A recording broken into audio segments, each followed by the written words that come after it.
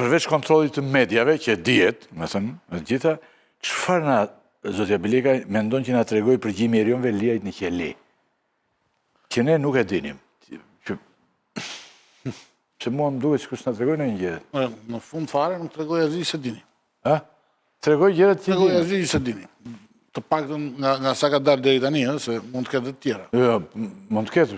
Por nga ato që ka dalë deri tani, që kanë rrjedhur nga vetë Spaku, sepse nuk kanë pas nga të dalin, nga të rrjedhim, nuk e ka avokati, nuk e ka askush tjetër përveç gjyqtarit që i ka marrë nga Spaku dhe 2 prokurorëve të Spaku që e paraqitën.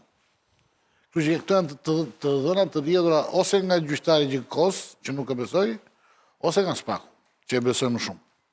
Me qëllim për të bindur opinionin publik, se s'ka që bindë tjetër, që mbajtja në burg e Erion Veliajt ishte e pashmangshme. Me ai sa keni parë aty, nuk ka asgjë më shumë se statuset e Erion Veliajt në Facebook. Ato që Erion Veliajt bën në Facebook, duke denigruar prokurorin Oshdadu, duke e kërcënuar, madje, duke thënë që ai nuk e di me kë po merret, të tjera, ishin dhe aty, vetëm që ishin në forma tjera.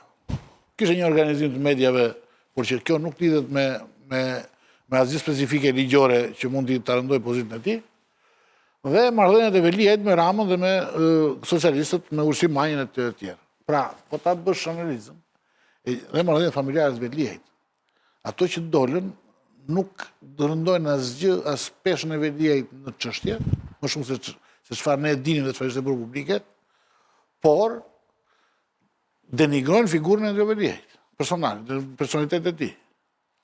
Do të thonë, ky është njeriu që shan këtë burr të vajet nga ky, lidhet me këta, bën biseda për 2 milion euro, merret me djalin e familjen e prokurorit. Gjëra të tilla, të cilat një pjesë ne i dinim, por duke dalë kështu, ne e njohim më mirë se kush është ai.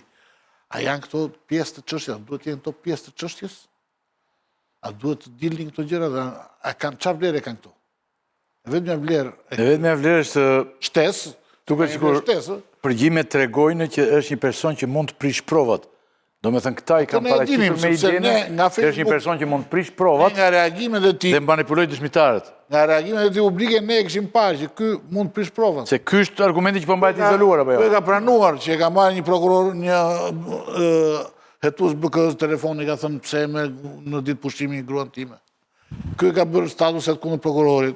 Ky e ka fyer prokurorin, e ka sharë, e ka denigruar.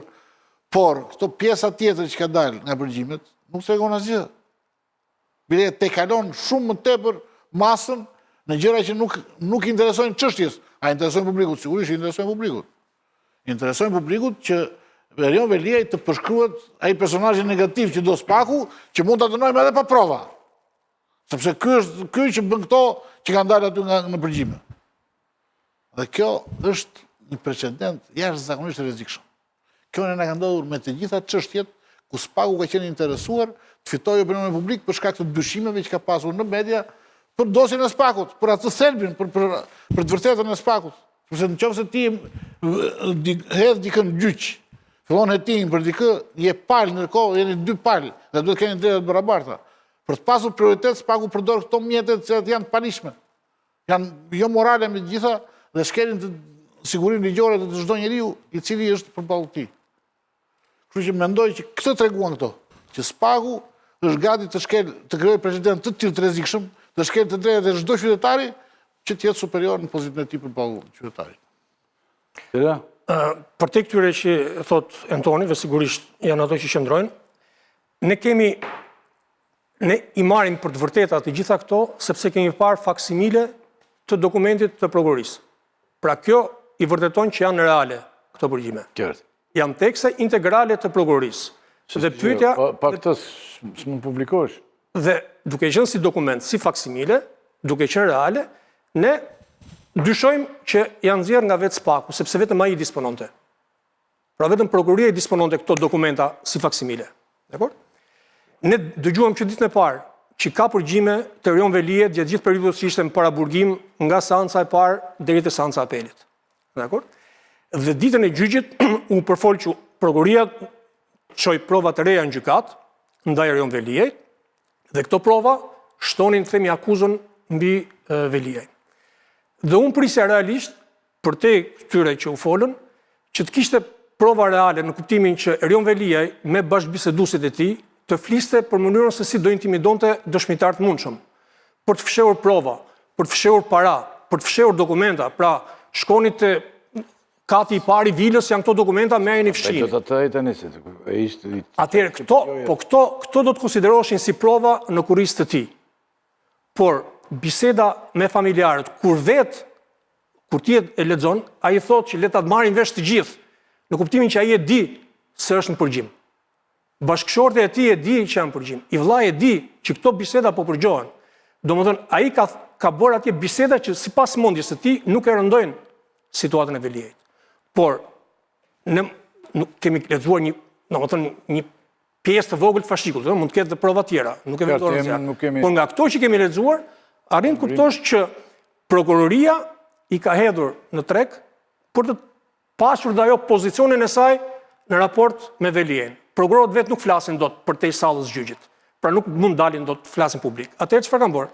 Kanë hedhur këto fletët për të qëndruar ata në raport me Veliajn, akuzat e tyre, provat e tyre, letrat e tyre në raport me Veliajn.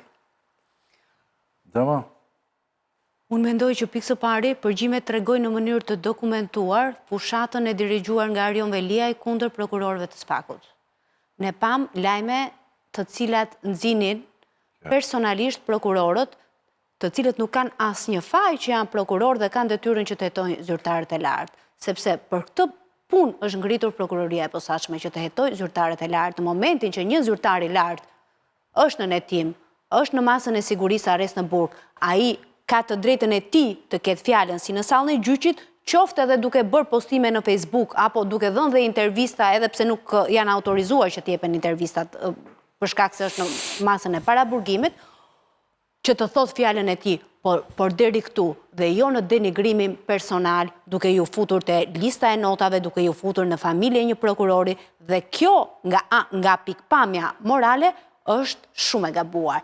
Ajo përgjigje që ne duhet na jap SPAK-u është nëse këto media, të cilat janë bindur dikujt që qëndron në ambientet e paraburgimit, e kanë bindje të tyre personale që ky person ka të drejtë, apo janë paguar nga kompania e marketingut të vllajit të tij Arbër Veliaj, kompania Google, këtë përgjigje duhet na jap SPAK-u që me informacionet që dim përmes burimeve është duke hetuar. Një tjetër pikë që del tek bisedat telefonike të zotit Erion Veliaj është çështja se si ai kërkon që të ndikojë në Këshillin e Lartë të Prokurorisë, edhe pse Këshilli i Lartë i Prokurorisë nuk e ka bërë, madje ka bërë një deklaratë në mbështetje të prokurorisë së posaçme, por ai shprehet që tregojë atyre se kush i ka emëruar, by the way, me qëra fjala.